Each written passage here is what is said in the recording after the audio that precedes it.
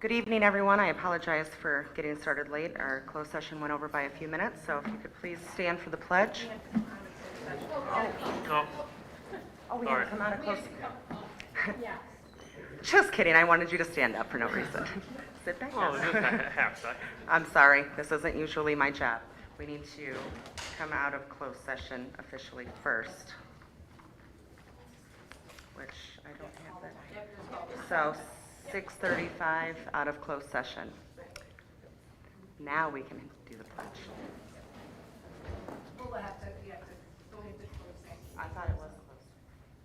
My apologies, everybody.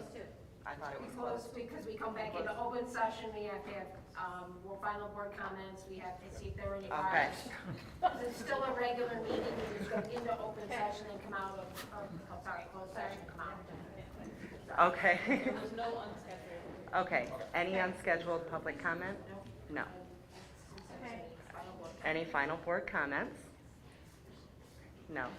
We can adjourn. the Okay, now we can adjourn the meeting. Can I stand now? Are we good? Okay. All right. Pledge allegiance to the flag of the United States of America and to the republic for which it stands, one nation, under God, indivisible, with liberty and justice for all. All right. James, could you take attendance?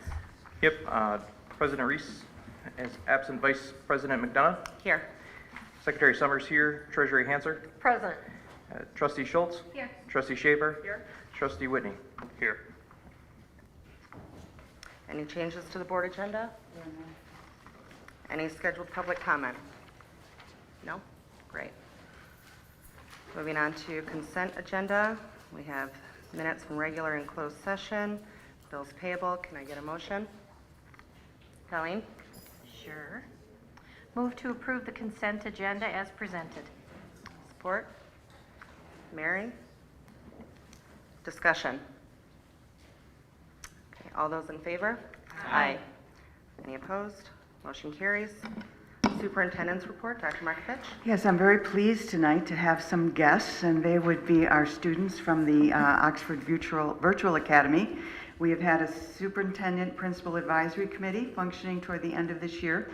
We got started late, but they have accomplished a great deal on their project, and we've established a foundation for the advisory committee to continue on next year with Dr. Milligan when she gets here and the OVA administration. So I am going to let our OVA Janet, or whichever administrator, kind of introduce the whole project, and then we have student representatives that are going to present to you.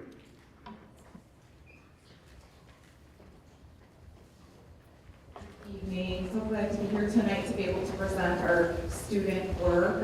They've been such an integral part of this committee and what they wanted to do with it. And working with Dr. Markovich, myself, and Ms. Morozek, I'm going to turn it over to her. She's going to explain. She's got a little bit more detail than I was able to, so I'm going to turn it over to you. Thank you, Mrs. Shaw. Thank you for giving us the opportunity to have a few minutes to just talk about what we've been working on this year. We have 6 members of our Student Advisory Council at Oxford Virtual Academy. We have 2 of our members representing this evening, Max Reed and Maxon Edwards. So glad that they can be here with us tonight. I just want to say before we begin that our group really thought deeply and thoughtfully about what project they wanted to work on this year. And I'm proud that they chose a project that really is intended to benefit all of the students and to benefit our school moving forward, to feed into our continual quest for improvement. So without further ado, I'll turn the microphone over to our wonderful students. All right, good evening, everyone. My name is Maxon. I'm part of the Student Advisory Council at OVA. Our other members, Mira, Amina, Raina, and Miriam Basha, wanted to be here tonight because they're too far away, so they couldn't come. And I'd like to talk a little bit about what our group has been working on this year. Okay, the project that we have created is a way for students to share their experiences with their online courses. The way that we did this is by creating a Google form that allows students to report errors and give feedback about their online classes.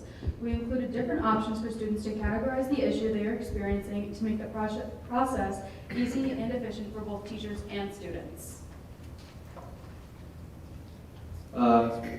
Basically started off by thinking about what we wanted to change at OVA, like make it more streamlined and easier for students.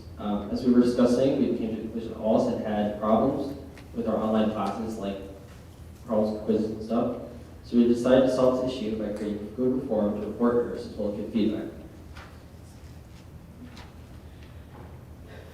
We first started out by deciding to use a Google form to gather information from students about their experiences in their classes. Then we came up with questions we wanted to include on the form. We then started laying things out and adding the questions. After that, we organized a form and added more questions as we thought it would be more helpful. We also changed the wording of some questions to make them more clear. Lastly, we made sure that everyone would have access to the form and double-check that there were no errors or spelling mistakes. We hope that this project will help with the continual improvement of all the classes and allow students to feel heard. Student voices and understanding students' experiences are important for school improvement. Our hope is this project will our hope for this project is to also make improvement easier by seeing it from the student's perspective. We also thought about making feedback about courses easier to report and keep track of. Any questions? Any questions? Great job. I do have a question. Sorry. So this is specifically for the full virtual academy, correct? As opposed to the hybrid? All, okay, excellent. Because I know that's always been there's not really a great mechanism through some of those, so. Exactly. You know how you take classes in college, online classes, and you can give your feedback? We wanted it to be like that because really we've been working on ELA and math, creating our own classes. It's very, very expensive, very time consuming. It would be the best. But right now, we're just not able to continue to do that in full force. So this helps us with our content that we purchase. It has to have eyes on it, looking at the content. Is it aligned? Is it free of errors? Just like in a seated classroom, teacher goes to write something on the board or has a printout that has errors. That happens everywhere. So rather than it just be us all the time looking, this gave a way for our students to get voice, because how great is it that they can, be farmed out to a bunch of people will be able to refine it even more quickly and with more quality. So the way that also we wanted to get this out is all of the students at OVA get a mentor newsletter each week. So we would include our link for the Google form in the mentor newsletter. Can you think of we talked about some other ideas for feedback, combining, or maybe more student voices, you guys talked a little bit about that, customizing. Might have anything about that? I remember, Mrs. Shaw. I remember we worked together, well, the students worked and I facilitated the Zoom session, but the students talked a lot about, we talked about, maybe spelling error that might crop up in a class, but also some other issues, like is it visually appealing, or, maybe the graphic that's being shown is using colors that some students can't see very well. So all kinds of feedback issues. So we started with spelling errors and things like that. And then we kind of broadened it as we continued our discussion. And then the students adjusted the Google form accordingly. So Any other questions? I can assume, but how has the staff feedback been regarding this endeavor? I would assume positive. It sounds like it's helped them as well as the students. It seems like a great project. So we're excited to launch this Google form very soon with the approval of Dr. Markovich. And the feedback that I have received from teachers talking with them about the project is overwhelmingly positive. They want to know what students are seeing and hearing and experiencing so that we can make their experience better. Great. Well done. Thank you. Thank you. I was just going to say, what really impressed me about this project, and I said between snow days and participating in the search for the new superintendent, we didn't have as much time as they're going to have next year. But this is really a valuable experience. And what impressed me about it was, here were the students who said, we want to make our learning materials better, so our own learning can get better. And, you know, sometimes when you meet with students, they want longer coffee breaks or more time to walk the halls or a better menu or maybe a little bit more leeway on turning in those assignments late, but not this group. They went right to the core of our job here is to learn, and these materials help us, and we want to make them as good as they can be. And that impressed me a great deal. So thank you.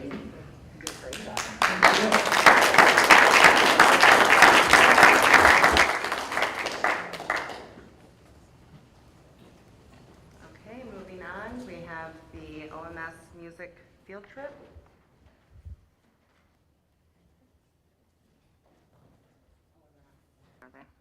Can I get a motion? Move to approve the OMS Music Field Trip to Vandercook College of Music Clinic, May 2 through 3, 2025, in Chicago, Illinois. Support? Heather? Discussion? Nope. Okay, all those in favor? Aye. Any opposed? Motion carries. Moving on to the OMS kitchen equipment remodel proposal.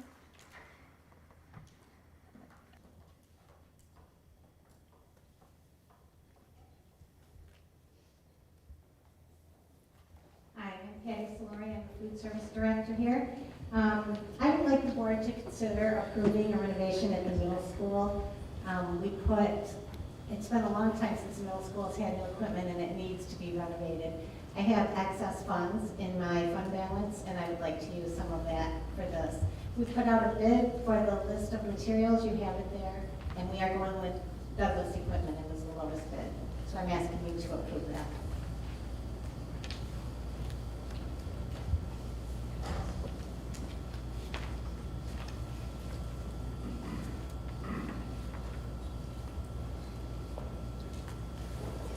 Any questions from the board?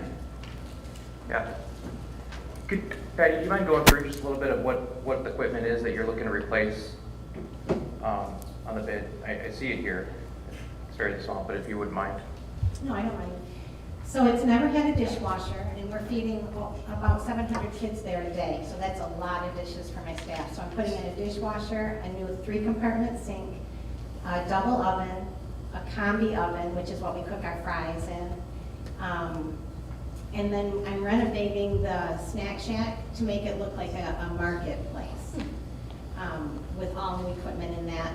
And a cash register stand where she will slide it out and face in to look in the market to prevent theft.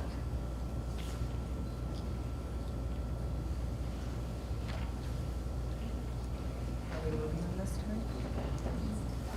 Will any of this help? I know you've had double the demand when the new regulations went through for free breakfast, free lunch for everyone. Is any of this equipment going to help you with that double demand? For sure. The combi oven can cook fries in about 7 minutes, which is about half of the time it takes to put them in the oven, and they're better quality. And the new ovens, the old ones are always breaking down, and we're calling for service. So yes, this will speed things up.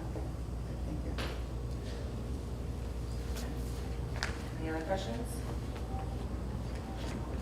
No, just thank you. I know, I guess I can do that, that all the bids were relatively close to each other, right? They were all within, I think, really plus or minus $4,000 or $5,000.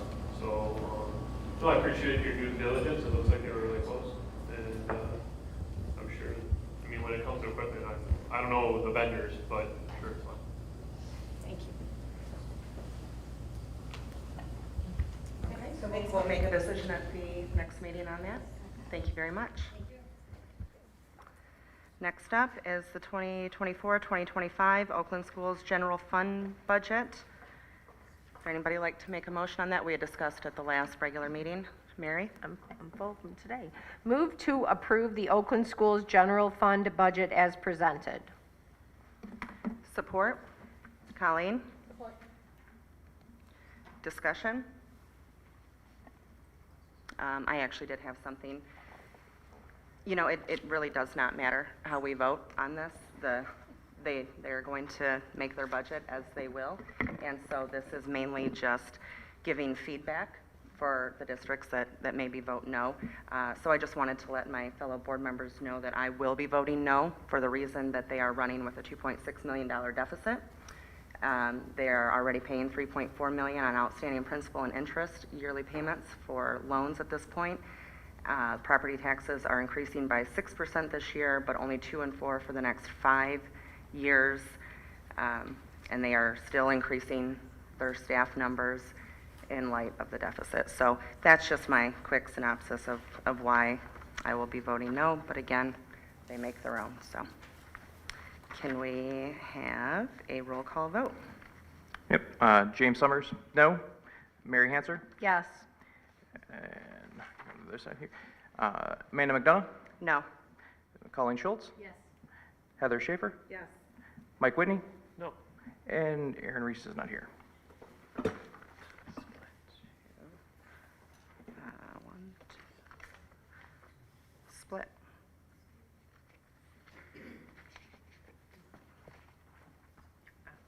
How to send it back to them.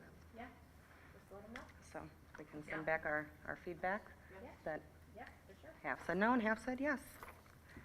All right, moving right along to Oakland Schools ISD Board election. There were 4 candidates. I hope you all had a chance to watch the interviews. One was not present.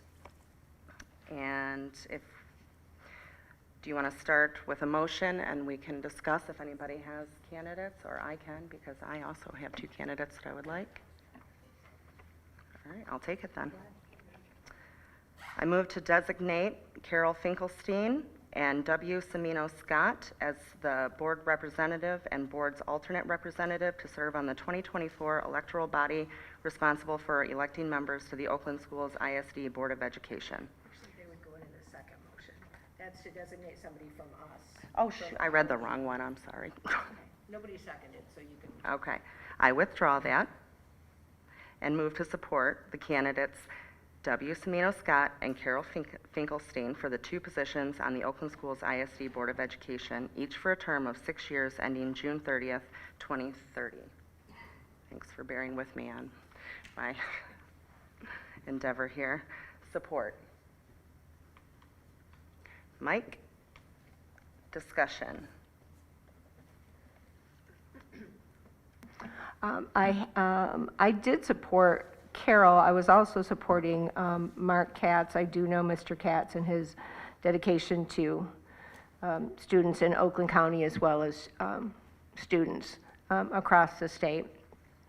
I did not see the same kind of experience from the other candidates. I was disappointed that Ms. Gandy Thompson wasn't even able to come to the interviews. But I will add that I support Carol Finkelstein, but my other support would be for Mr. Katz. Any other discussion? Colleen? Yeah, I, too, would like to support Carol Finkelstein and Mark Katz.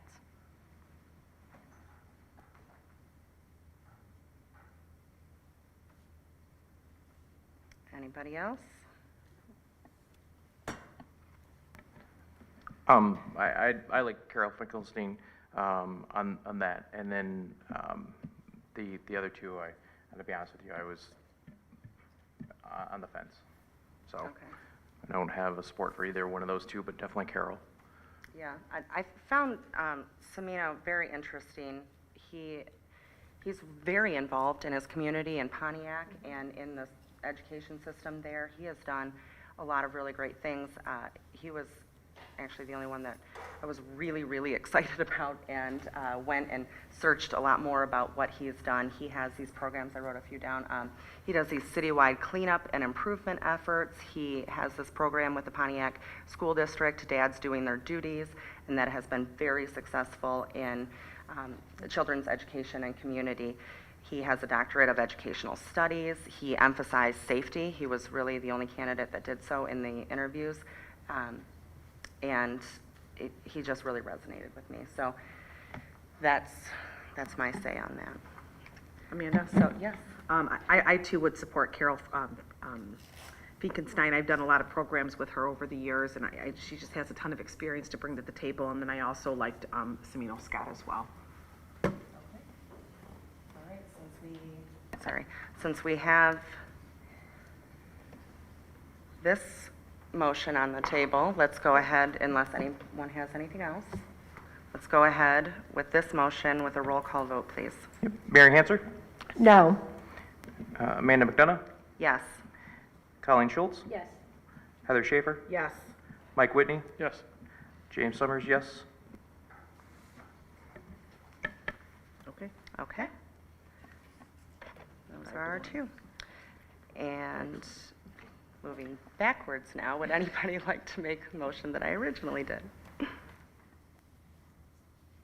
Well, before we start with that, I will let my fellow board members know that I will be there helping out anyway with the election, so I am willing to serve as the board's representative. What this is, excuse me, is bringing the ballot in and dropping it off, and then I will be there so that when they count the ballots, if there are any ties, then the people that are actually in the room on that night would then vote. And I would be voting as our board had intended to vote, or had voted in the first place. Yes, I would promote who we were already supporting. So I'm willing to do that if somebody wanted to designate me. For the alternative?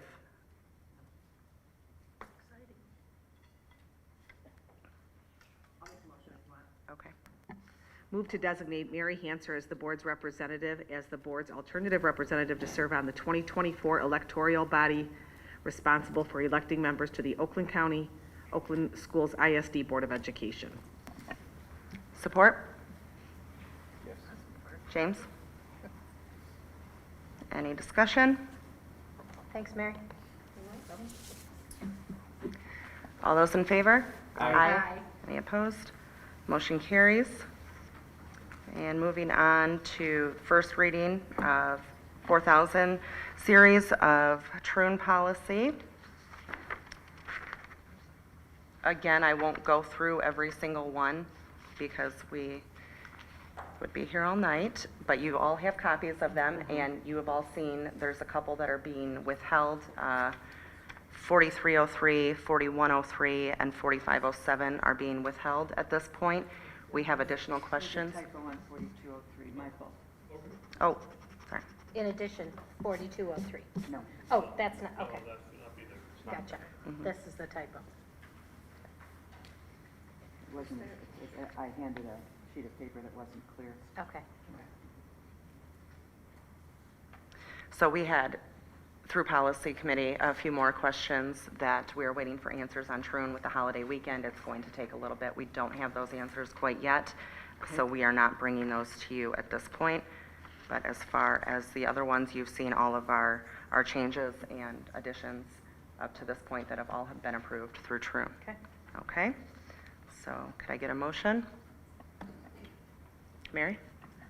Move to approve the first reading of Series 4000 board policies, except for policy numbers 4103, 4203, and, oh, sorry, I crossed the wrong one off. Erase 4103, 4303, and 4507 as presented. Support? Mike? Any discussion? No? All those in favor? Aye. Any opposed? Motion carries. Moving on to the safety and security update. Allison, thank you. Good evening. I am here today to hopefully, given our approval, if not, be able to provide some more information for movement to using Raptor Emergency Management and Raptor Visitor Management and transitioning away from our current practice, which is School Gate Guardian, for our visitor management system. We are going to be using Raptor Student Safe to house all of our threat assessment, suicide risk assessment, and bullying investigations next year, and that's part of the 97J grant that we were awarded. So in our continuous effort to research school-based school safety and security practices, as well as streamline what we already have in place, I'm bringing you information about the emergency management and visitor management. So Raptor is a mission partner and 100% aligned with the I Love You Guys Foundation, and that is through the standard response protocol and the standard reunification method that Oxford Community Schools adopted through our EOP last year. The state of Michigan will be adopting it for the 24-25 school year. We were able to move ahead of the curve because I'm a trainer for both of those already. In addition to that, we will be able to give all of our staff members next year a cheat sheet for the standard response protocol. It's a little plastic reminder for that, as well as having that posted in our yellow flip charts that are already there. What moving to a Raptor emergency management will do is anything that we need to use for our drills, if we had to reunify, it's a web-based platform, so you could use it on your phone, on a computer, on your iPad, any of that. Without having to rely on paper-based items. And as part of our reunification kit, we do have hotspots, so power going out or that may be an issue. But looking at if we had to go to some of our reunification locations, the hotspots are there, so we'd be able to connect. It does sync with PowerSchool to ensure that we have the most up-to-date information. And then we are also able, through the emergency management, to upload and share building maps, protocol procedures, and the EOP with the appropriate parties. So administrators could have access to something different than what the teachers would have access to. It's able to be completely personalized. In addition, as part of the Raptor emergency management, it also includes Raptor Alert, which complies with Alyssa's law legislation, and we've talked about that before. It's the silent panic button that would be in each classroom. It's been passed in 6 states, and it's in process here. It was referred to the Education Committee over a year ago, and there's been very little movement, but we know that it's coming. So again, we want to stay ahead of the curve on this. This Raptor Alert would work in conjunction with our current mass notification system, but there are only certain spots within the building. So that mass notification system complies with current Michigan law, but Alyssa's law would require one in each classroom, and so Raptor Alert is able to do that. Dr. Markovich and I have done a lot of research on silent panic buttons and different things like that, and it's been over $100,000 just for that. So that's included within the quote that was given to you today. And then, like I said, it has the reunification, it has the accountability.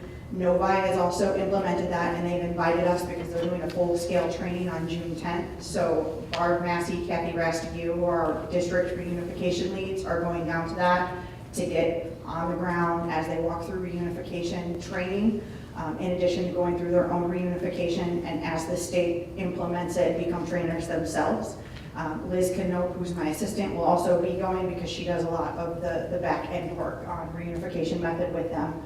And then the visitor management, that would replace our school gate guardian. It allows them to sign in under multiple visitor types with questions unique to what they're there for, whether they're a volunteer, a parent coming to check out a student, a contractor. The badges are detailed visitor badges, more detailed than what we have now.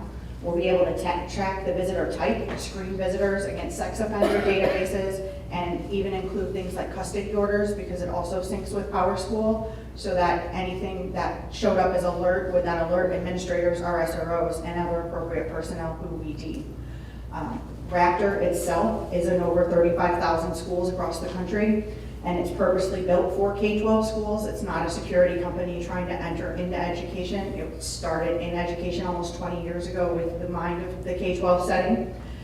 They have industry partners with Safe and Sound Schools, NASRO, the National Association of School Resource Officers, the I Love You Guys Foundation, Partner Alliance for Safer Schools, and they're integration partners with products we already have, such as our transition for the camera software Axis, Motorola, PowerSchool, and Zero Eyes. And if you are able to move forward in approving it tonight, that would allow me to get my summer training scheduled, because everyone's trying to get that scheduled right now. I have the training scheduled for our student safe, but I would like to go ahead and start getting that moving forward as soon as we can, because the dates are going to fill up quickly. Does anyone have any questions? Is this all grant funded? No, just the student safe is grant funded, the emergency management and the visitor management is not grant funded. But like I said, Dr. Markovich and I have done a lot of research on Alyssa's law, and the products we found on complying with Alyssa's law alone was over $100,000. So this is, I believe, around $34,000. That would include the silent alarms, emergency management, visitor management, our drill manager, accountability, and reunification. How much are we currently paying, do you know, for the software that it's replacing? We do not have this at all right now.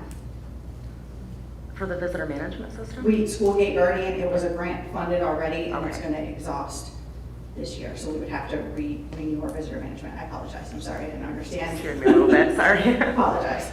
Okay, thank you. And how much was that for the Guardian? About 18,000 with some change. And this reoccurring, I'm looking, so the reoccurring cost, I'm guessing that means the annual cost Yes. of this is around 27,000, right? Yes. And there'd be additional $8,000 or so, or $8,000 or so is just installment costs or one time. Yes, because one thing that elementaries have been asking for is an additional printer, especially when we have larger events, trying to print out all those visitor badges. We're able to use our printers that we have now, and we'll get more printers, which then satisfies what they've been asking for. We're able to check in differently, so that they'll scan at the desk. They can use an iPad because there's unique questions for each visitor type. And so there are recurring costs, and it would be more than just the visitor management, but there's other components besides just the visitor management with this that we don't currently have. So this is an enhancement. Yes. You know, we've been talking in policy too, reviewing some of those policies, and it seems like to be able to have more detailed information on the people coming into the buildings, as well as have it being better displayed on people when they are in the buildings, I think would be very helpful. So the summary is we have to replace the visitor management system anyways. This is a better system in conjunction with the fact that it has the silent alarms and all of the other added security measures. Yes. And those will be required by statute. Eventually, it's in the education committee right now, that's where it's been referred, but it's been passed in 6 other states, and it's also in legislation at the federal level as well. So we know that it's coming. We just don't know exactly when, but again, I don't want to wait for a law to tell me what to do. I want to be able to stay ahead of what we know is best. Right. Also, it's a law that should be passed, and maybe even if it's not passed, we'd want to do it anyway. Yes. Right. When did you say you expected to have this up and running? What they're going to do is it's a 12-month contract, but they're giving us 14 months of it. So like today, I got access to the student safe already because that was grant funded. We already took care of that. So I have my login already for student safe, which then allows me to get trained and then be ready for when I have my safety meeting with my administrators in the summer. So technically it starts July 1. But we do have this time of May, what's left of May, and then June to work on the back end part of it, and then making sure that myself and then our section chiefs are comfortable with it before we turn it around to the campuses. Okay, and when is your target date for full staff training? Administrators will be trained July 31st, I apologize, it's the Wednesday when they come back in the afternoon. And then the visitor management is a 20-minute video, so then it would be as everyone's back on contract. I did watch a short video for all teachers because within the student safe and then with the emergency management, there is that component for teachers, and there's short video clips that they would be able to watch, whether we're doing it during a stat. It'd be very early in the year. I don't have a date set for that because I didn't want to put the cart before the horse. I'm hoping you guys will approve it, but I don't want to get too far in the weeds on it. Sure, if approved, would your goal then be to, similar to Becker training or others, to have staff completely trained and ready to use this before school starts next year? Yes. Okay, and you'll have a mechanism in place to ensure that our numbers are 100% or close to? Yes. Okay. Thanks. As far as looking at the visitor safe suite, a couple of these $0 ones, right? Yes. that, the Visitor Safe Suite specifically says like special offer.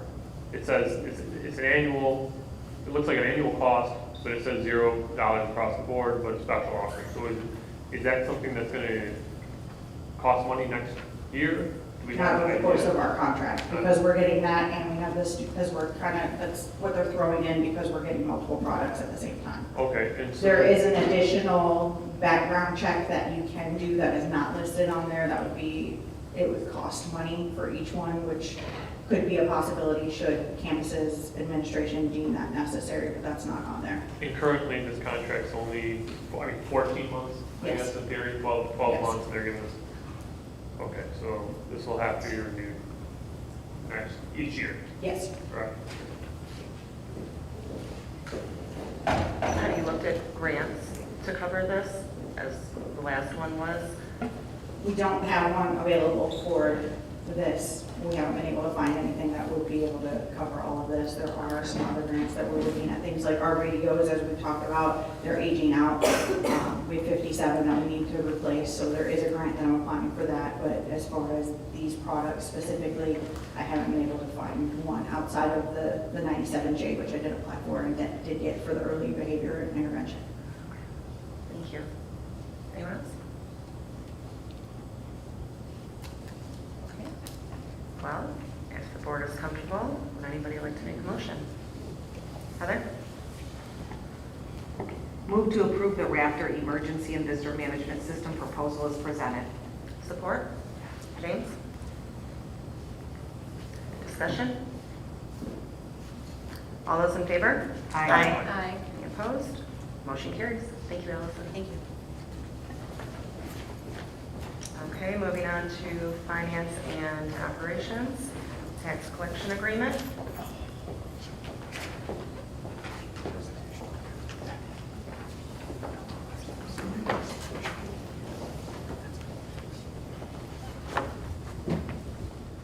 Good evening. I have in front of you the 2023 through 2026 tax collection agreement with Brandon Township. This is an agreement that we get every few years. Actually, it's a 3-year agreement, as you can see. Last one we signed was in 2021. And what this does is it assigns a cost by, obviously, Brandon Township for each household that is being levied a tax from the school district. In particular, this is $3 per household or per plot. And so, again, this is something that we do, every 3 years. And we actually pay the Township of Oxford a smaller fee, but they collect a lot more of our taxes, obviously. It's a little bit larger. So that's what you have in front of you. Any questions?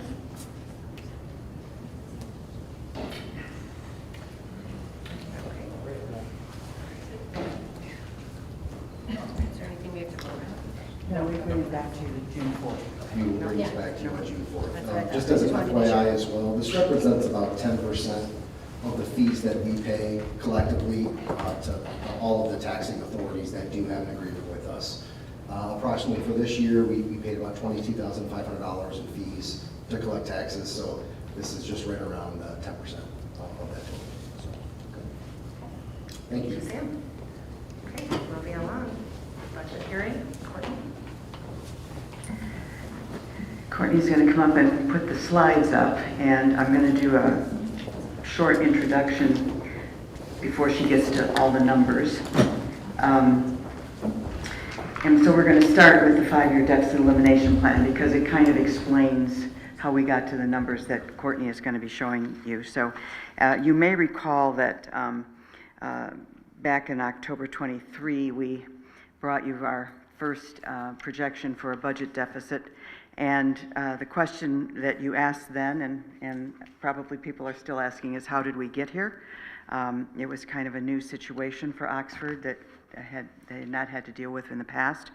And there were 2 major things that got us here. COVID happened, and then after COVID, there was a lot of one-time only money that came to school districts, ours as well as others, that was designed to put people in place to help kids catch up with their academics. And those people, of course, are ongoing costs that were paid for while the grant was there with one-time money, and then the one-time money sunsets, and you still have the people. For Oxford, that same thing was true. After the tragedy, we received recovery money for the tragedy, and we put a lot of interventions in place under the safety and mental health arenas. And those interventions weren't just programs and equipment. A lot of those interventions were people in the areas of safety and mental health. And so we basically hired some ongoing costs with one-time money. And when you do that, budget deficits are going to develop because you begin spending more than you take in on an annual basis as you are spending down that one-time money. So back in '23, when we did the early 5-year projection, we were looking at a cliff of about 7 million plus. Then we put some things in place. We got some plans going, which I'll go into a minute. We started doing budget reductions, and by January 24, that projection went down to 5 million.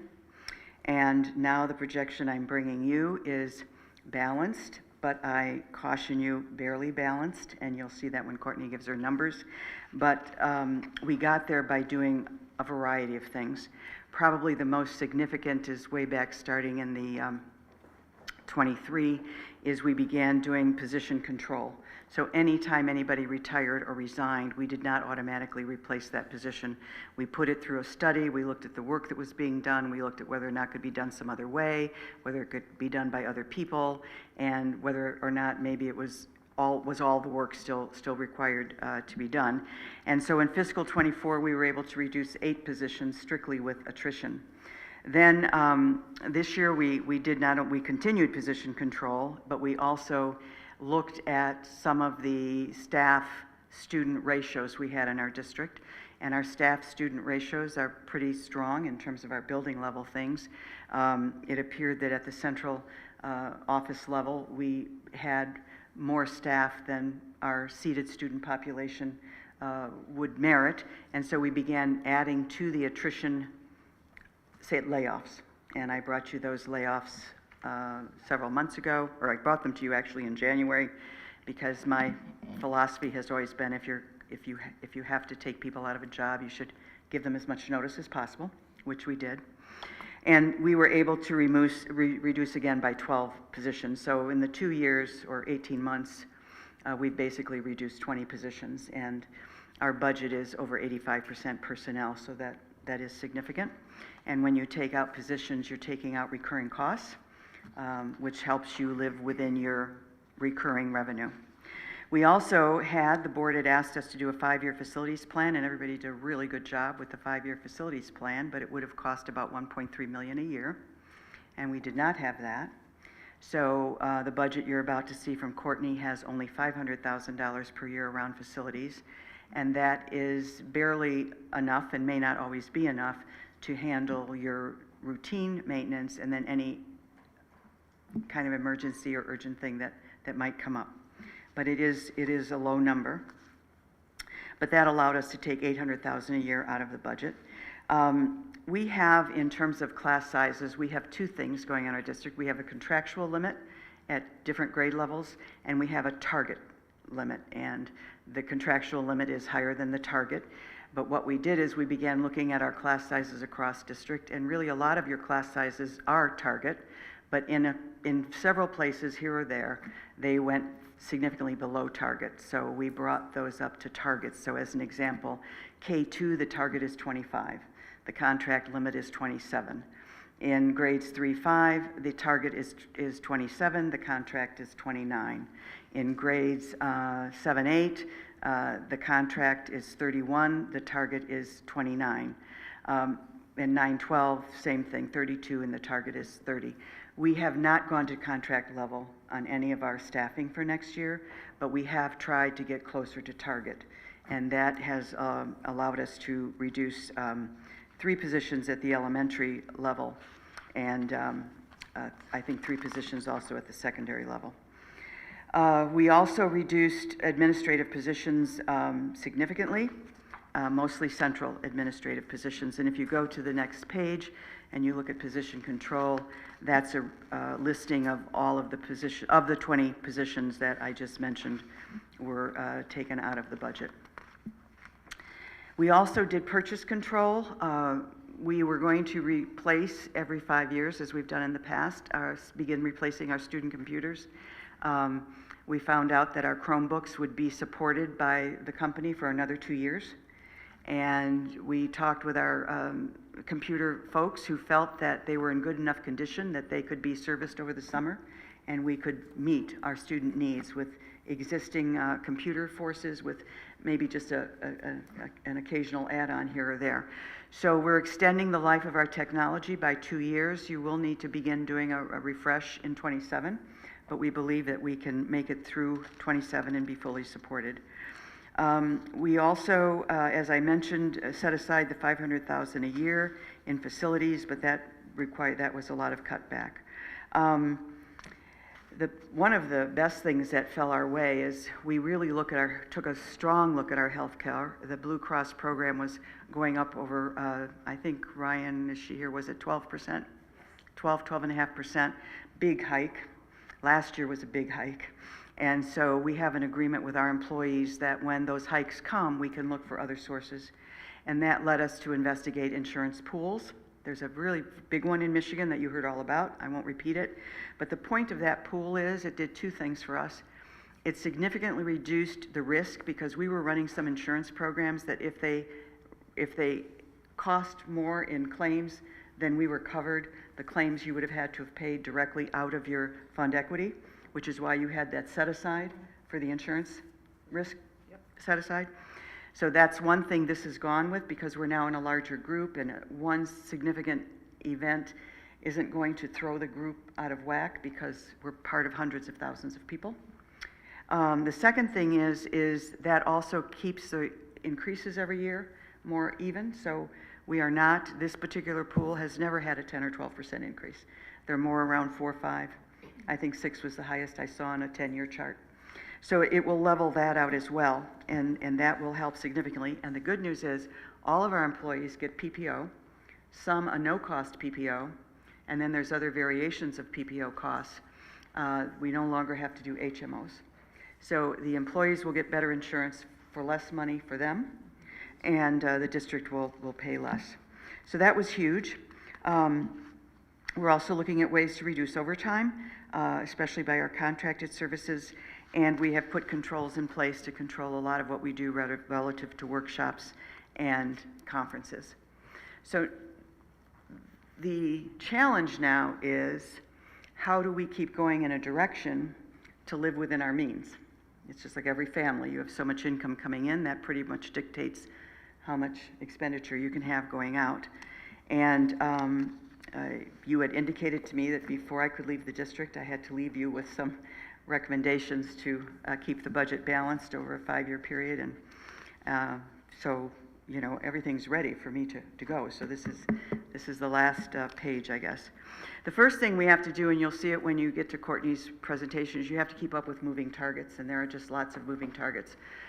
2 examples you're going to see in her presentation is earlier this year when the governor and the Senate and the House all threw out their, you know, what should we get for per pupil funding next year? We expected it to stay about the same, and it's not. It's going to probably go down. So we adjusted downward to an average of what's being lobbied right now in Lansing, and that costs us $1.6 million less per year over 5 years. At the same time, legislation was passed that brought us a MIPSR supplement we weren't expecting in the 4th quarter, which is giving us $1 million ahead for the next 4 years. So it's a constant, and so much is going on in Lansing. It's a constant, you have to be constantly vigilant about the ups and downs with that money because it's significant in terms of how it can impact your projections and your spending going forward. So that's one thing. I think you need to continue to operate within class size and caseload limits. I have it up there contractual, that really shouldn't be contractual. It's really truer to the target size. I don't think you ever want to plan to be at the contract limit because then what do you do if you're over? But you do want to kind of be truer to that target size so that you can stay within contractual limits. And also in special ed, you'll now have to stay within state required limits. the state used to let you go over, not that we ever did, but now that's been taken away and you can't. But then there are other caseloads that you need to try to keep within there, and you're just not at a point in time where you can operate at half the number. The most important, I think, is except if it's a grant for a special purpose that requires staffing, you have to try to keep one-time money to one-time costs, because one-time number will never support your employee base forever. We're going to have to rebuild the capital projects fund. You will see, Courtney, you will have, because of that $1 million MIPSERS grant I told you about, or stipend, you will have a cushion at the end of this year, and you will have another fairly good cushion at the end of next year. Then in your third year, very little left, and then in your fourth year, you're actually minus, but only 50,000, and then in your fifth year, you start recovering a bit. And that is kind of how it looks. You're going to go down, and then you're going to start recovering. So the key is how do you survive those 2 years where you're really down? My suggestion to you is that you take whatever is left of 24 and 25, you move it to capital projects so that you have it for those facilities things that 500,000 won't cover. We also are going to have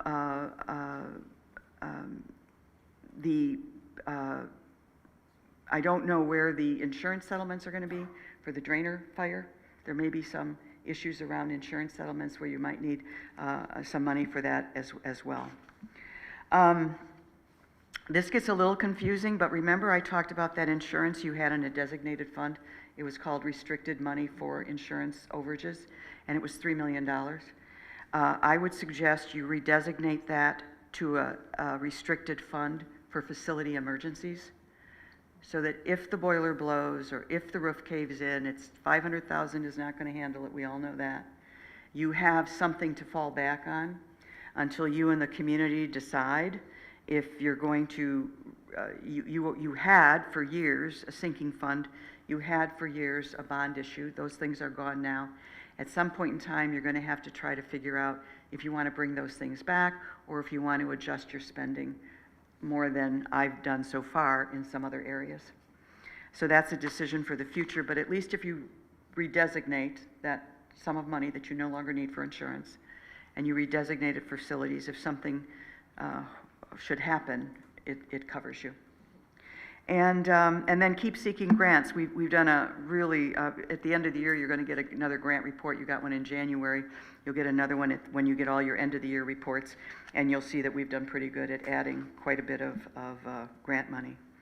So I think that's it. If you have any questions for me on anything I've just said now, we can ask them, and then Courtney can move to the numbers pages. I did have a quick one. When you spoke about the original 20 positions that were eliminated, that was all through attrition, correct? No. Resignation and... The first 8 were all through attrition, Okay. the first year. And then the second year, the next 12, there were some layoffs. There were 3 layoffs with some guest administrators at the high school. There was a layoff with the school safety administrator for central office. There was a layoff with the assistant superintendent for secondary instruction. And then there were no layoffs of any teachers and no layoffs of any building administrators. Those might have gone by the wayside because of attrition and a review that showed us they didn't need to be replaced. Okay, and then you spoke about 3 positions at the elementary level and 3 at the middle. High school, yeah, middle. High school. High school. High school. Where are they going? They are being absorbed by other teachers who are retiring or resigning. So there is positions for them, just not the same classrooms they were in. At the high school, again, they are either being absorbed in other sections or they are folks who have left and are not being replaced. Okay. And I had asked for some more information that I'm assuming you'll send to the full board as far as class sizes. Yeah. What they've been Right. historically. Yes. Where we're looking to head this year, how big of a difference Right. That's actually going And to we will pull that, you'll have it before you vote next week, but we will give you a 5-year history of building by building, class size by grade level. Thank you. And then also the specific OVA data. Yep, the OVA's budget. going to do a presentation for you. You know how you've been getting presentations from everybody and everything. I'm going to ask OVA to do it before the summer's out. It'll either be the end of July or beginning of August. And I know you're going to need to have some time on your agenda because OVA is very big and very complex. And there are multiple programs within programs. And it is A+. Every one you look at is really highest quality I've ever seen anywhere. And I want Janet to be able to do that program well to you. It's not the kind of thing that we can just give you a budget figure and you can figure it all out. You really have to see the budget in the context of the program. So that'll be coming this summer. So we won't have their budget numbers before we approve. Their budget numbers are baked into our budget. Okay. And then also about the enrollment, there was a projected larger decline than, I don't know which one wants to speak on that. Courtney does have that, but it's Okay. very simple. So rather than have everybody wonder, it's no mystery. Our demographer came in and he does demography just like everyone else does. He looks at your buildings, your economics, your student survival rate from kindergarten to 12th grade, et cetera, the trends in special ed, the trends in online learning, et cetera, and he comes up with a projection. And he gives you a high, a medium, and a low, and then you, the district, pick which you think is going to be most likely. And we looked at that and we picked the medium. The data has come in for pre-enrollment right now, and our enrollment office has said to us, it looks like we're going to go down 2.5% instead of the 4.5% that he predicted. And so it certainly went down within his margin because he gave us low to medium to high, and we picked medium. This one probably fits more his low projection. So we decided in the going forward, we were going to redo the numbers so that they more matched the low projection, which would be 2.5% next year, and then half as much the year after, and half as much the year after that. I say that with the caveat that you should do a demographic study every other year at least, or 3 years at least, but I would recommend every other year. So this is the year he's on to redo the demographics again. He only charges about $5,000 or $6,000, so it won't cost you a lot to get it done again. We have some new housing developments that have come around since he last did that. We have some more new economics that have come around since he last did that. So I think it will behoove us to have that redone. And then that again, remember, this is a 5-year projection. You get it updated several times a year. It shouldn't ever stay the same because the environment you live in is not ever just exactly the same. It should be fluctuating with that environment and those trends. Okay, thank you. Did anyone else have questions for Vicki before we move on? Okay. Courtney, thank you. Now to the numbers. It's more exciting numbers. I don't know about that. Thank you, Vicki, and thank you, Board, for having me. As Vicki said, we've come a long way since the last time I brought a 5-year projection to you. As you can see now, we are balanced, but just barely. We are in the positive for every year except for fiscal 27, where we're looking at a slight deficit of about $50,000. This was not an easy task. We've spent the whole year, every decision we've made, every position we've had come open, every purchase that we've wanted to make has gone through a detailed control process to ensure that it's needed and it's the best decision. And I just want to make sure to thank everybody that has brought decisions to the table and ideas to get us here, because we've done this with the least impact on students. I do want to point out on this slide that we do still have that restricted surplus. I had mentioned that to you the last time I presented. That is the excess revenues for the educational solutions. We receive revenue from them, and we can only recognize as many expenses as allowed, and then the rest has to go into our fund balance. and we are not allowed to touch it. So just as Vicki had mentioned, we have that restricted fund balance for the healthcare costs. This is also part of our fund balance that would be restricted as well. I've highlighted a few of the big variances that we have. A couple things that I just want to point out is we did have several grants that are going to be sunsetting this year, which is what you'll see the big variances in the revenue. So our ESSER grants, our 11W, all of those are going to be done pretty much by the time school starts next year. So that's where you see the big fluctuations in the revenue. We also had some fluctuations in the expenses. One of the things I want to point out is we have had some new grants come in. We had a 35J grant that we got awarded within the last month or so. That was a big win for us. It was about $700,000. We also had some large legal expenses that we've had in the last couple of years.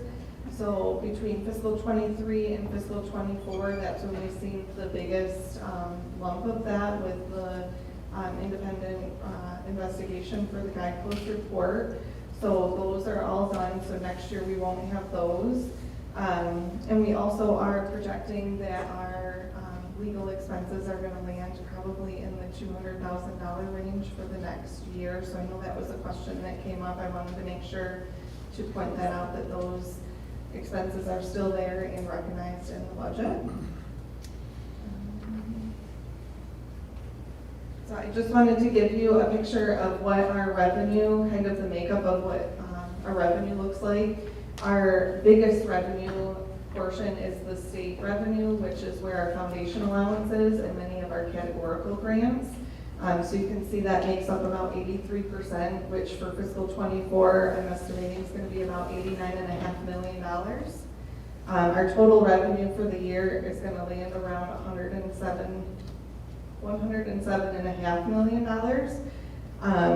Some of the increases we recognize from the last projection are due to, as Vicki mentioned, the increase in the mixers funding that we've seen, final grant award allocations, additional grants that we've received. So that's kind of what makes up the revenue. Here's just where I wanted to show, as Vicki mentioned, the biggest portion of our expenses is our people. So if you look at like basic programs on this chart, that is basically our teachers. And then the yellow part is all of the supplies and expenses that it takes for them to be able to do their job. So it's about 4 times as much that we're paying for the staff costs as we're paying for the supplies that they're using to be able to do their job.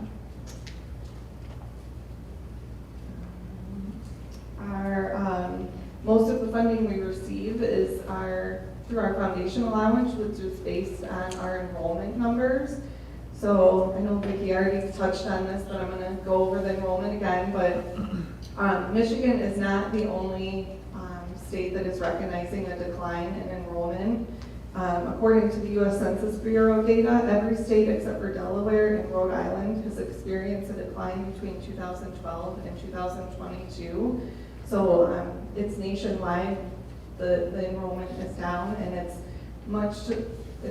related to those factors that the demographer is looking at, the birth rates, moving to public schools, and all of those factors that come into that. Here's a graph that shows the Michigan pupil membership. So since 2012, Michigan public school enrollment has had a steady decline. In 2012, we were just over 15.5 million pupils, and in 26, they're projecting that it's going to be just under 14 million. So it's a pretty significant decrease. We did have the demographer come out and do a demographic analysis. As Vicki mentioned, historical grade progression, the birth trends, our inter-district transfers, and our expected housing growth are all the areas that he looked at to come up with his projections. When we did the 5-year projection in January, we were using his projections. As Vicki had mentioned, we were using his middle projection. Now that we have are closer to the beginning of the year and we have some more real numbers, we are seeing that his projection was on the high side for the decline enrollment for fiscal '25. We did carry that into fiscal '26 to kind of be more in line with the difference that we saw this year, just to be on the conservative side. We do have plans to have him come out this year to have another analysis done. Lots of things have changed and they are, moving targets. We want to make sure that we're trying to keep up with it. We do have OVA projected for their full-time students at a 2% growth, and then the part-time OVA and shared time growth at 10%. Here are some of the proposals that we're seeing in Lansing right now. The budget is not, I don't think, anywhere close for them to be agreed upon. There is a lot of differences in all three proposals in many, many areas. Everyone that I've talked to at the state has said that they've never seen this like this. Usually they can predict, if there's two of them that are kind of close and one that's an outlier, they can kind of say where they're thinking it's going to be. And there's not a whole lot that are that close. So when we did the enrollment or the foundation allowance estimations, I took a blend of the three. So the executive branch came in at a 2.51 increase, the House came in at 2.26, and the Senate came in at 3.14. So I updated the projections for the foundation increase to be a blend of that. So for fiscal '25, we are going to go with 2.6 as of right now. And then we carried that forward. So that was a significant change in the amount of revenue that we were expecting based on the original projections that we were thinking it was going to remain at the 5% that we've seen the last few years.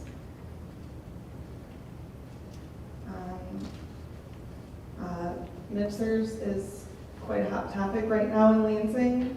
The unfunded liability for retiree health care is set to be paid off this fiscal year, so it's freeing up a lot of dollars that had previously gone towards paying for this.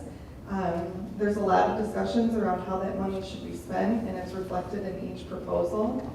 The amounts that we used for projections on MIPSers and funding and expenses costs are fluid numbers. There's a lot unsettled in this area. Once ORS and the legislature finalize their budgets and their rates, we'll definitely be updating this because it's definitely a moving target at this point. Here's a breakdown of where our fund balance is. We do have about $16.8 million as of our fiscal '23 audit. We had $16.8 million in the fund balance. However, some of those funds are restricted and not available for us to readily use. So we have the Educational Solutions. That is the one that I referred to on the front page, where it's restricted funds that we can't use excess of the revenue. And then we have the Healthcare Reserve. That is about $3 million, or that's $3 million that we're going to ask that we re-restrict for facilities now for those emergencies that we might have come up. And then we also have the $3.5 million set aside from the missed instructional days due to the tragedy. So we do have that still in our fund balance in case the state does come back and wants us to pay that back. So the update is good news. However, as Vicki said, we still need to be cautious. When you're looking at a budget of over $100 million and you have near $100,000 excess each year, it's really not a whole lot of wiggle room to be playing with. And there's a lot of moving targets that we need to keep an eye on. The state has a lot of things are still up in the air. We still have expenses that we're estimating through the end of this year. So we just need to make sure that we stay on top of our position control and our purchase control and be sure that we are making all the right decisions to stay here and not get back to where we were. And again, I just want to make sure that I say I appreciate everybody that helped get us here. And we did this with no no impact on student programming, which is amazing. So, any questions?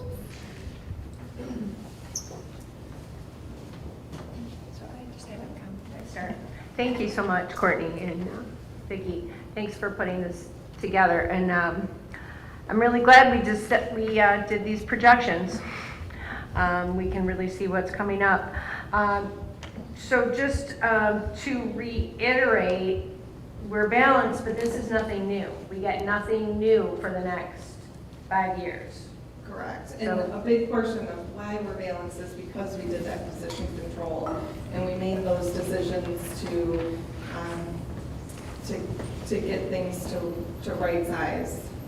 Right, and we're looking to have some available funds for facilities emergencies, but we're not putting in, this gives us no room for new boilers, no new water systems, no. Well, it gives you room should a boiler go. We're replacing 2 boilers that are at end of life right now. And what buildings are those in, Sam? Lakeville and the middle school. And the middle school. So we are looking at your equipment. We don't want anything to burst while kids are sitting there, of course.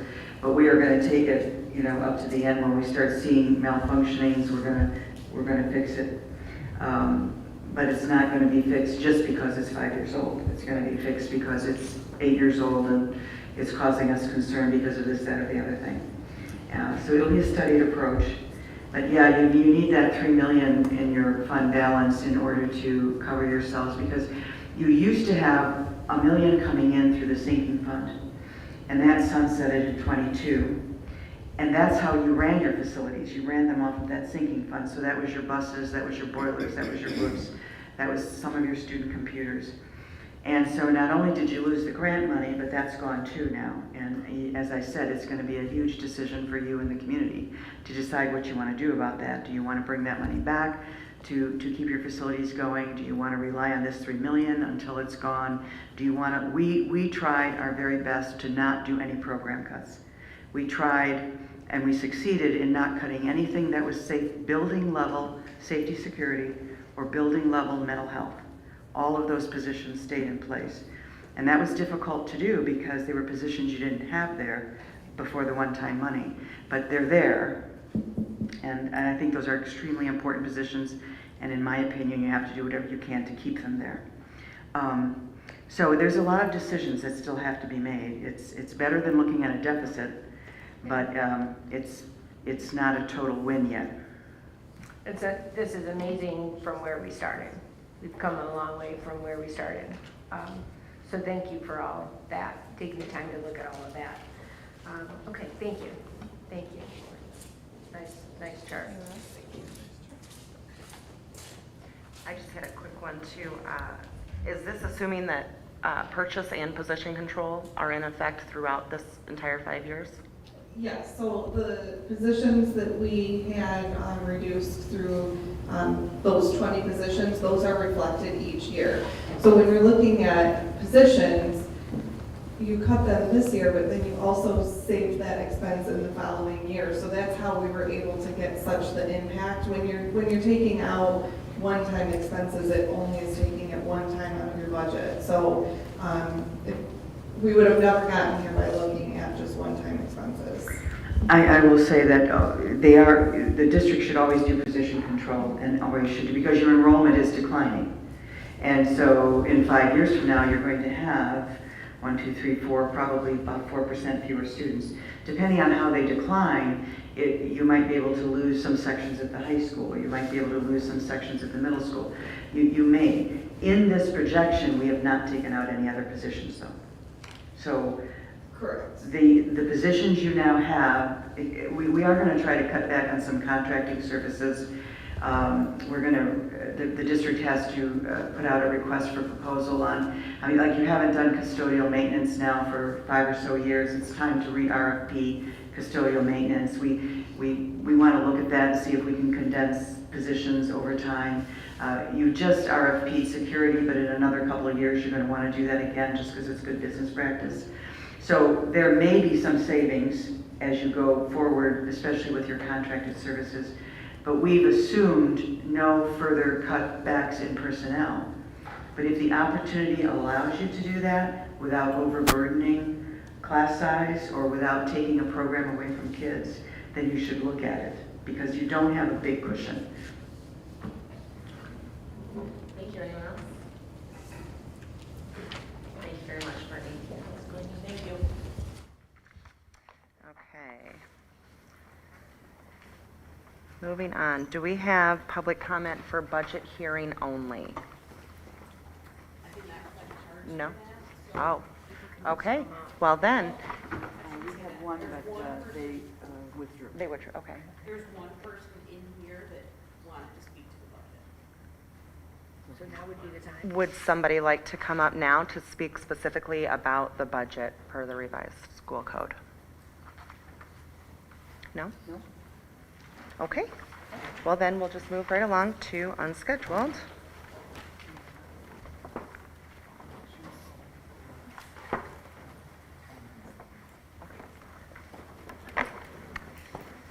Okay. So you can choose to stand or sit. There's a timer on the table. It will blink yellow when you have 30 seconds left and red when your time is up. And we will get started with Corey Vanderkay.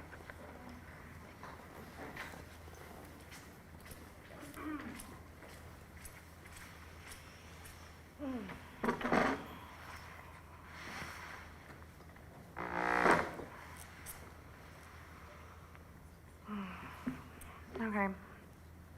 There's just so much after like listening to where you're planning on spending money. So I'm just going to quickly say. My what? Is your mic on? Can you hear me now? Now better, yeah. I'm a little smaller. Okay. I said I'm a little overwhelmed after hearing where you're planning on spending money, and knowing where we're headed with our finances. I'm still don't understand why we're even considering working on the Drainer property. But anyway, besides that, so I'm here again with the same message. All of you should have used your influence to support the families of the victims. It's a fact that certain staff members let down Madison, Hannah, Tate, and Justin. These children lost their lives while under your care, and no one in this school took responsibility despite the guidepost findings. The district was supposed to keep Madison, Tate, Justin, and Hannah and all other OHS survivors and students safe. But they dropped the ball. Why? You need to stop pretending like this tragedy was just a fluke. It could have been prevented if the staff had just followed the district's policies and used the threat assessment form that was right there on the website. There were significant failures and negligence. We know there was leakage. We know there was staff who were concerned. We know that some people at the school who held positions of increasing responsibility failed to do their jobs. If someone would have taken this kid more seriously, this could have been prevented. The warning signs were there to prevent what took place. Those directly involved with the shooter are the same people who failed to follow practices and policies that were already in place to avoid these types of tragedies, yet they remained employed. Everyone involved needs to resign immediately. Only then can some healing begin. And in fact, all of you have sat by and allowed the board, the school, to disrespect these families behind me. You did not hold our Superintendent Throne accountable for updating the emergency operation plan as required by state. What steps have you taken to ensure that the staff members who failed and are still employed do not repeat their mistakes?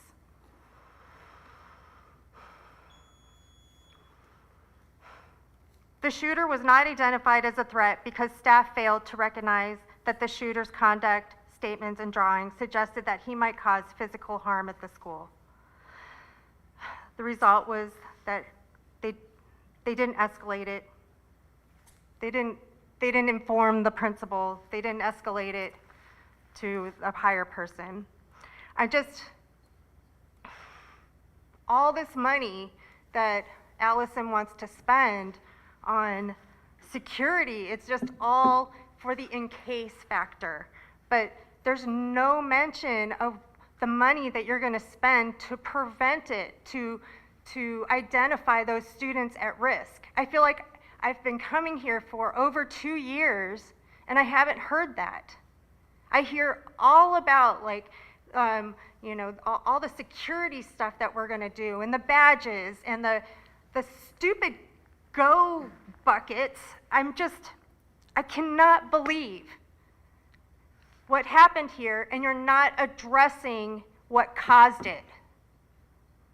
And that you're leaving and you did nothing, and that's exactly what you said you were going to do. That was exactly how you started this. You said you were not going to deal with anything that had to do with the shooting, and that is exactly what you have done.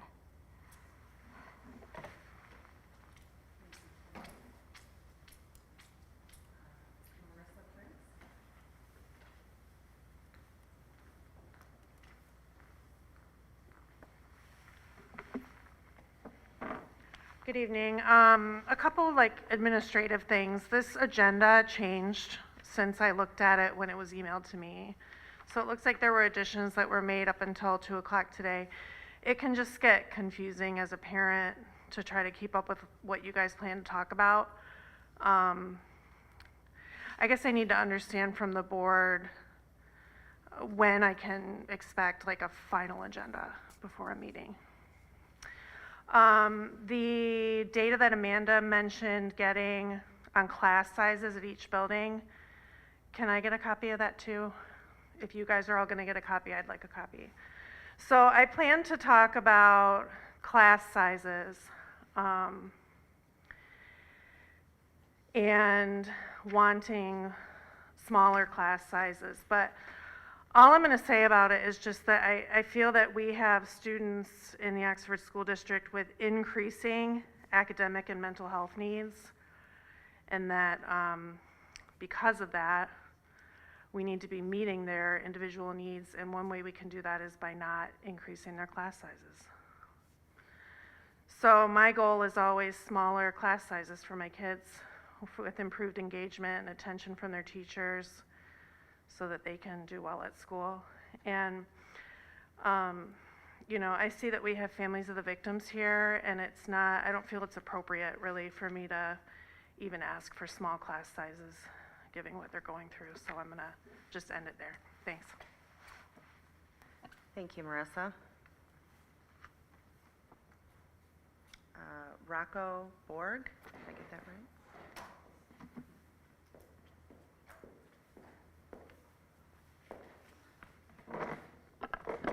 Hello, I'm Rocco. I wrestled here at Oxford and I graduated in 2013. I'm here just to talk about the former wrestling coach, Ross Winger.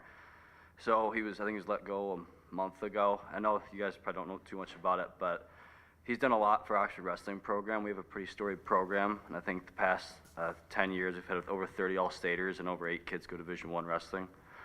And ever since he got here, I really think he's really changed the culture and brought Oxford wrestling back. For example, this year they beat multiple top 8 teams, ranked top 6 most of the year. I think they had 5 in the semifinals. So they had a really good year, and not only that, he doubled the middle school and high school teams. They're now officially the biggest high school wrestling team in the state, I think with 62 wrestlers.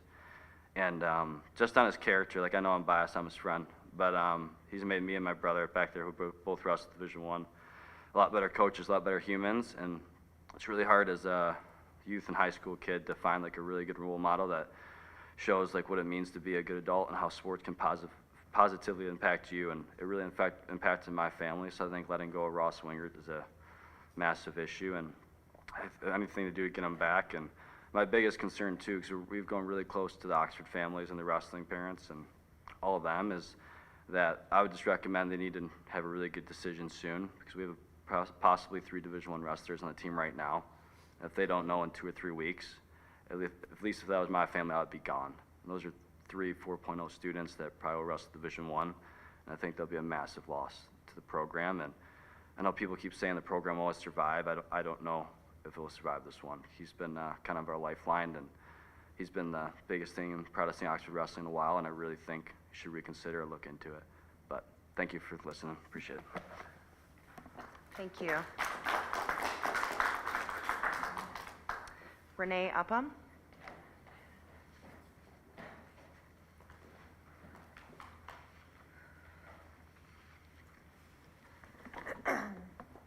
Good evening. I recently attended a Michigan Department of Education school board meeting with the parents of Hannah, Tate, Justin, and Madison. Steve, Buck, Craig, and Nicole were invited to the table with board members to have a conversation, an actual conversation where people spoke, listened, and sought to understand each other, unlike what happens here. As a former Oxford teacher and Oxford parent, I've thought about the reactions of the community and my colleagues to the shooting. I've given people the benefit of the doubt. I've shown grace. I know from talking with staff that some staff have chosen to stay silent because some of them have spent a lot of the past 2.5 years struggling to work through their own grief and shock. Others, however, have stayed silent because of fear, and still others, including members of the board, have never understood what their duties were prior to the 30th or what their moral and ethical duties are right now. I will never understand when it comes down to standing with families versus standing with the system, why so many of you have chosen the system.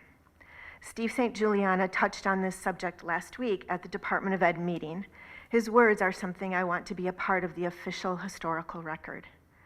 The Michigan School Board President, Pamela Pugh, said, and I quote, "I will not deny that the systems failed your children," end of quote.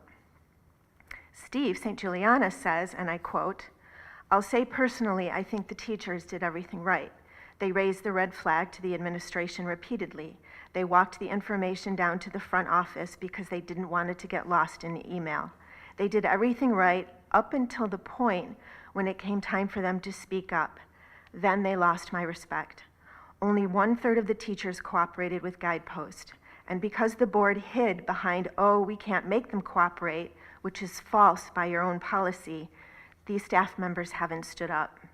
And to me, that's been one of the biggest disappointments for me personally in this response. I cannot understand how these educators will not step up and speak. I keep hearing stories and talking to individuals, how they're scared, they've been bullied, afraid of repercussions. But come on, these are our kids' lives we are talking about. So I'm sorry I have no sympathy for that argument, none. Step up and say something." End of quote.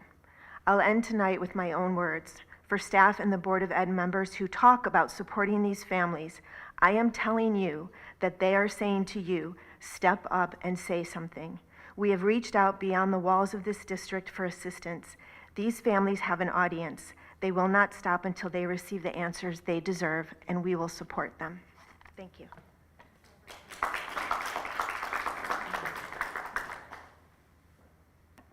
Danielle Krozek.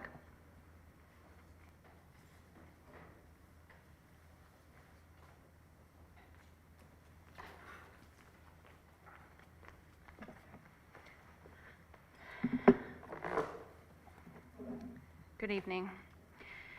It's been 910 days since the tragedy.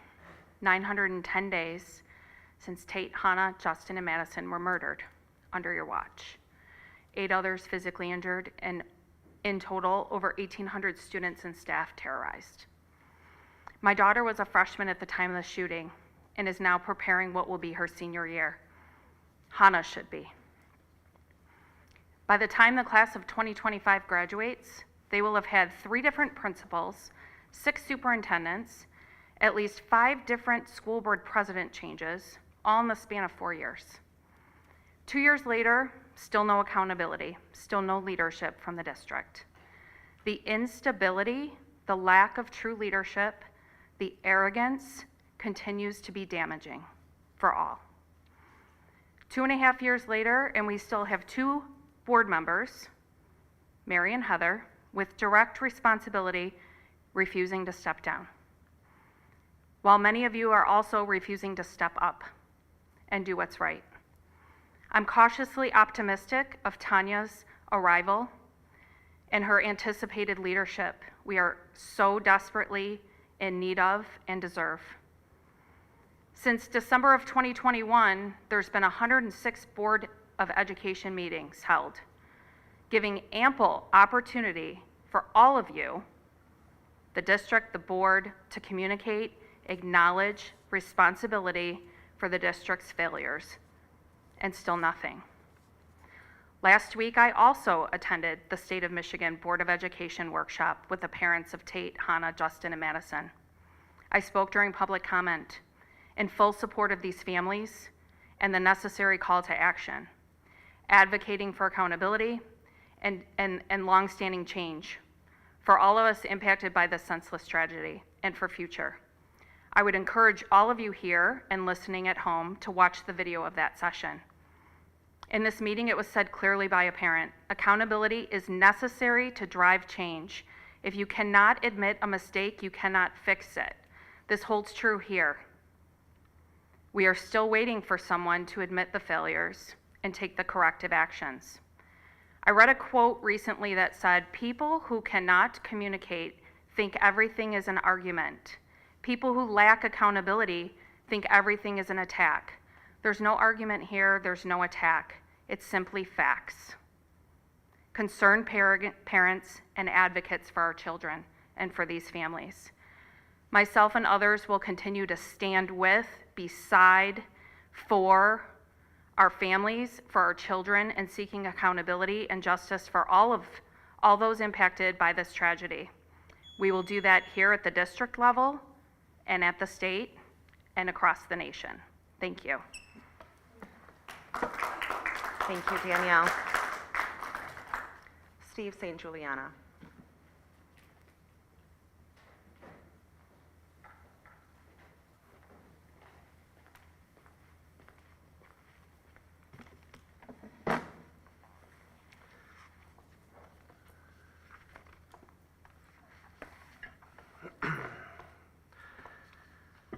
Charge of removal. In accordance with MCL 380.1107, petitioners Nicole Bousselet, Buck Muir, Jill Solve, Craig Schilling, and Steve St. Juliana, together the petitioners, submit this charge of removal of a member of a Board of Education against respondents Heather Schaefer and Mary Hanser, together the respondents, in their capacity as members of the Oxford School Board of Education. Petitioners formally request gubernatorial removal of Heather Schaefer and Mary Hanser as members of the Oxford Community School Board of Education on the grounds of gross neglect of duty and misfeasance or malfeasance in office.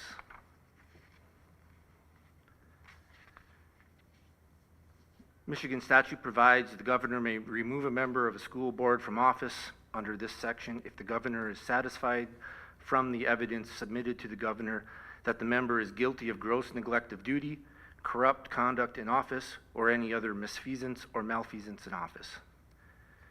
In accordance with the MCL 380.1107-2A, this charge of removal specifies the grounds for removal accompanied by supporting evidence and by affidavits verifying that petitioners believe the charges to be true.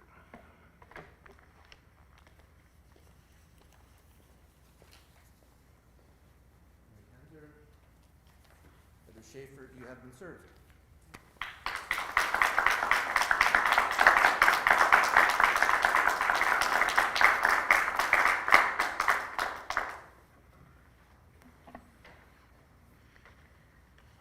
Thank you, Steve. Sergio Borg.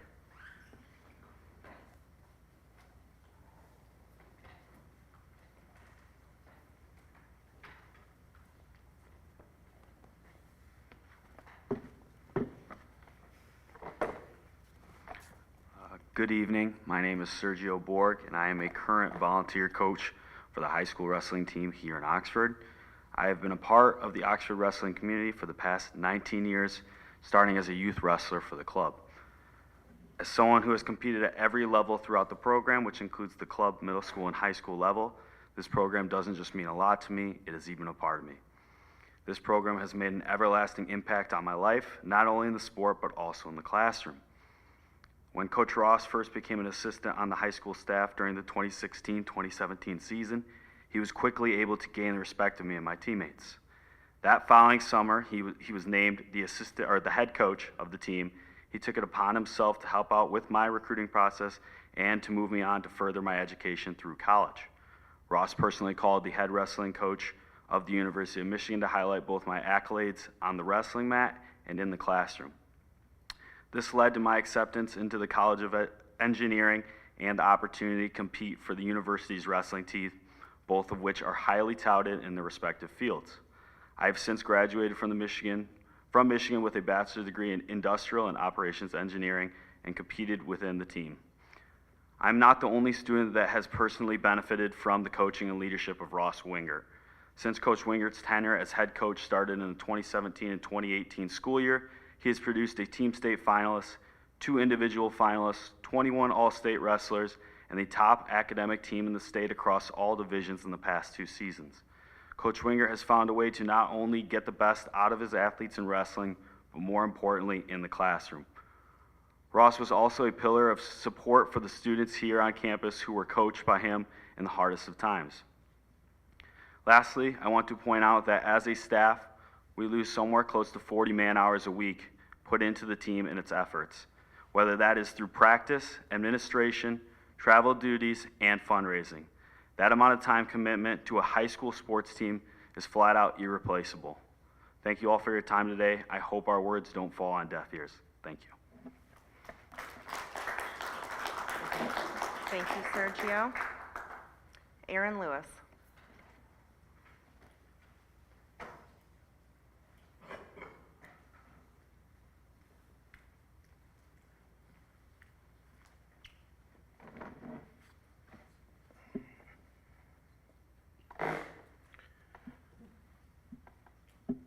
So I could go on for hours as to why Ross is such a great coach, a better person, and a complete asset to this program and community in general. All those things are true, and I'm sure you've heard as much from many others. I'm here today to ask why. Why would this district choose to part ways with such an asset? What could he have done that was so egregious that it justified letting him go? I would assume that the answer would be that it wasn't one major incident. Rather, many minor incidents that built up to create enough concern for the firing to be considered justified. Has anyone outside the AD's office taken a serious look into any of these incidents and done their due diligence to ensure that they were, in fact, justifiable? Has anyone investigated whether there were corrective plans put into place following any of these incidents? More importantly, that they were followed through by all parties involved. Not just by Ross, but by the people that set them up. The same people that should have been the support system and backers of such an asset.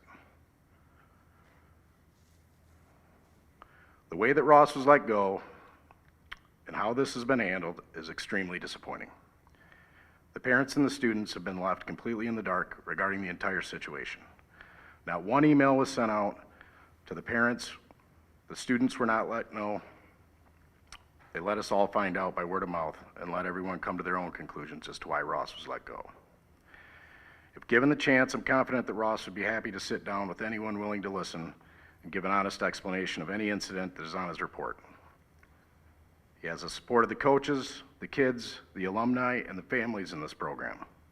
So where's the disconnect? I'm here to ask you to put a halt to this hiring process until a thorough investigation can be done as to why Coach Ross was let go and whether it was truly justified. So I guess the real question now is, will anyone take the time to do what's right for our student athletes in this program? Thank you. Thank you, Aaron. Zach Line.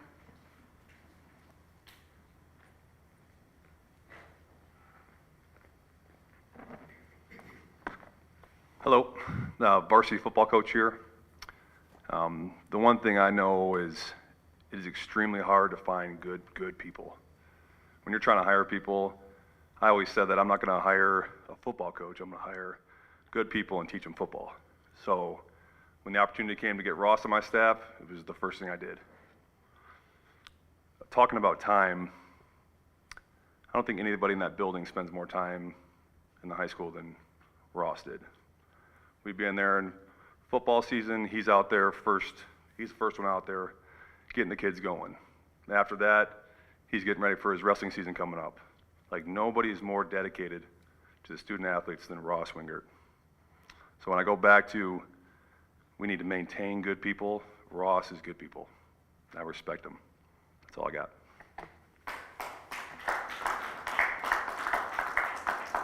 Thank you, Zach. Kevin Kadrich.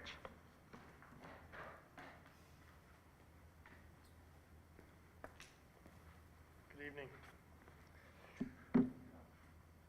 Respect to the families. This is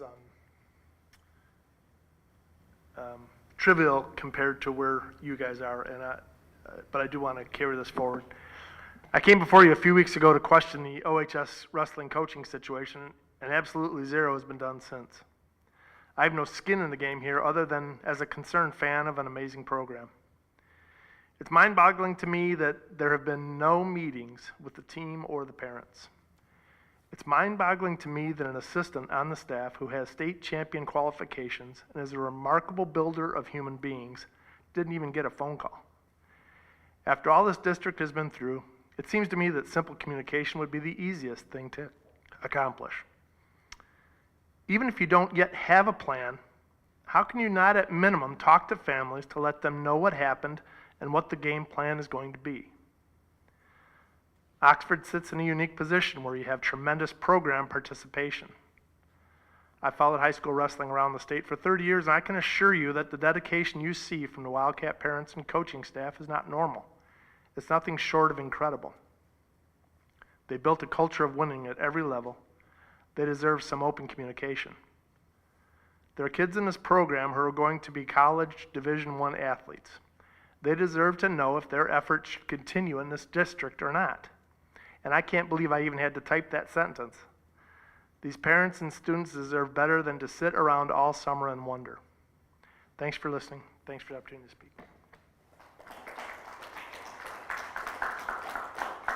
Thank you, Kevin. Brandon Day.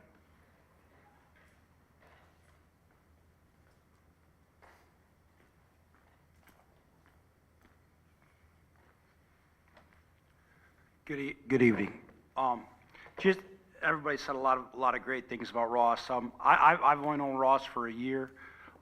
Previously, I've been a head coach for 21 years and had some success and been around a lot of good people. And I will tell you, I made a 90-minute trip every day to come here because of Ross Wingert.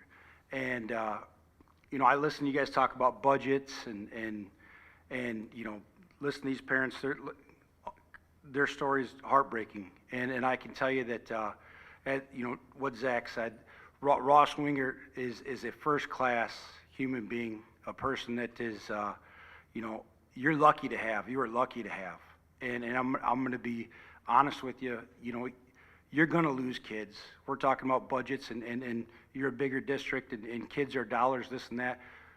There's no one better. You're not going to find anyone better. I know who's applied for this job, and I'm going to tell you right now, they're not better. And I would hope that we can be adults and get the adults in the same room and resolve this situation, because that guy lived for this program. He lived for this school, this community. You want more people like him in your school. You don't want to remove people like him from your district. You want to attract individuals with the compassion and desire and loyalty that Ross Wingert had for this school and for his program. I would, you know, someone had mentioned to me, someone said Ross was unapproachable, or that, you know, people, you know, thought maybe he was standoffish. And I can tell you that please don't confuse assertive leadership and passion for being standoffish. Or for being unapproachable.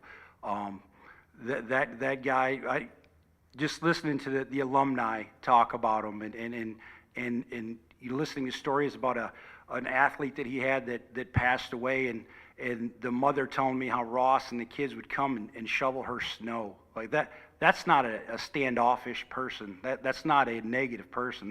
That's a person who's invested, who truly, in education, I've been a teacher for 22 years. There are people that can win interviews and are horrible at their job.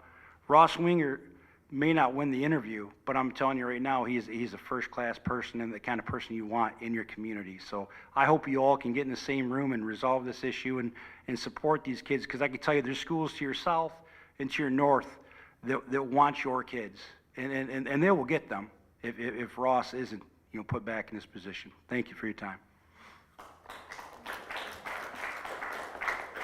Thank you, Brandon. Okay, there's a list of scheduled activities. We have some board meetings coming up, June, July, and August. Dr. Markovich, any administrative clarification? Okay. Final board comments? No? Okay. It is 8:20, and this meeting is adjourned. Thank you.